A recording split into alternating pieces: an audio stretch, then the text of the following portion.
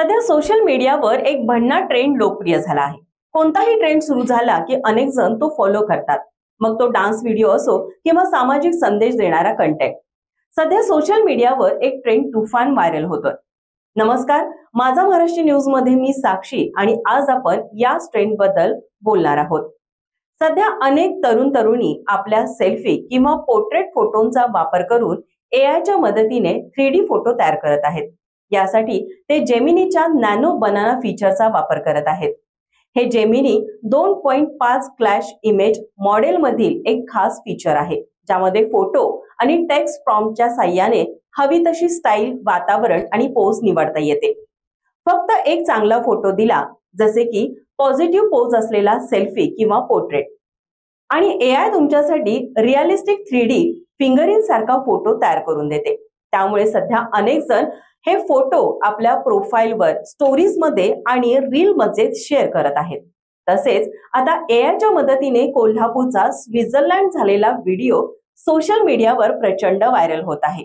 AI मुळे आपल्याला कोल्हापूर बर्फाळ प्रदेश झाल्यानंतर कसा दिसेल हे पाहायला मिळालं।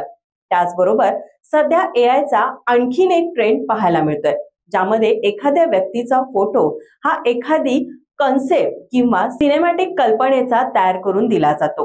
तो फोटो इतका रिअल दिसतो की तो खरा आहे की एआय ने तयार केलेला आहे हे समजणं कठीण होतं।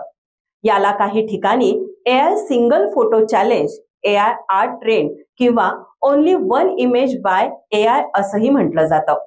एआय तंत्रज्ञानाचा वापर करून ट्रेंड फॉलो करण्यात तरुण तरुणी व्यस्त असल्याचं पाहावयास मिळत आहे।